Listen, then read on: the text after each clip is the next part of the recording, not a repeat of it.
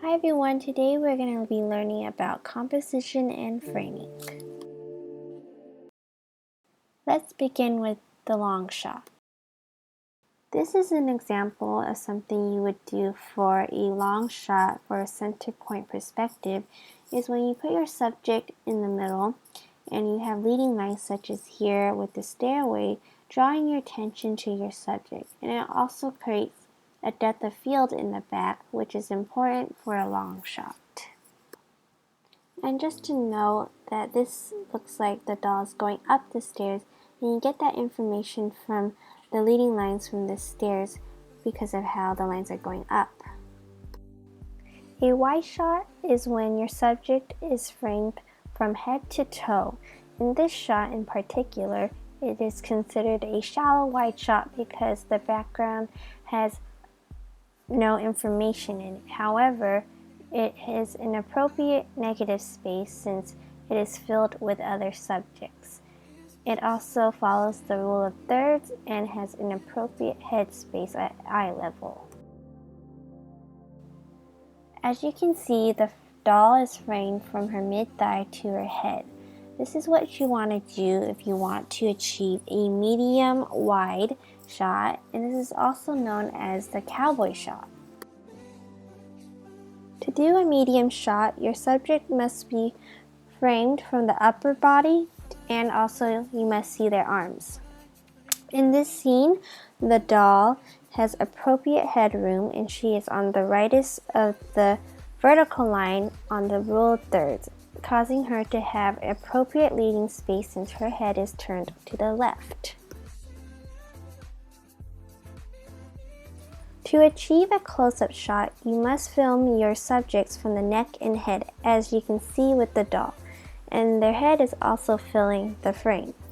In this scene, the doll is on the rightmost of the vertical line on the rule of thirds, and she also has appropriate leading space since her head is turned to the left. If you want to achieve an extreme close-up, you must frame your subject so that their head and chin are cropped and their neck is no longer showing. As you can see with this doll, it appropriately does just that. And you never want to forget your lead space. This shows that the doll is on the rightmost of the vertical line and she's looking to the left. If you want your subject to look more submissive, vulnerable, or weak, you will usually put your camera at a high angle by placing your camera so that you're looking down at your subject. And as you can see here, we're looking down at the doll, which is a perfect example for a high angle. Eye level is a common angle that films use because it keeps the character neutral. It doesn't hold any meaning towards the character, such as what we saw with high angle of how it made the character look more weak. And in order to achieve an eye level shot, you must film your character at height level and be sure to leave a good amount of headroom but not too much. And this is an example of good headroom with the doll. Also, if I wanted her to look straight into the camera, she could because of how it's an eye level shot. She doesn't have to look up or down for the camera. In a bird's eye view, you would typically be higher than you would be at a high angle. So this looks like you're looking way above your subjects. As you can see in this scene, you can see the top of the box, which is on the right, and you can see above the head of the doll.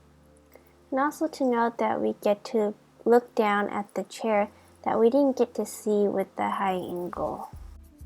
If you want to have your subject looking more powerful or dominant, you would do a low angle. In order to do a low angle, you want to place your camera so that it's looking up at your subject. As you can see here, we're looking up at the doll and she looks way more powerful. And that's it for my tutorial. Thank you so much for watching.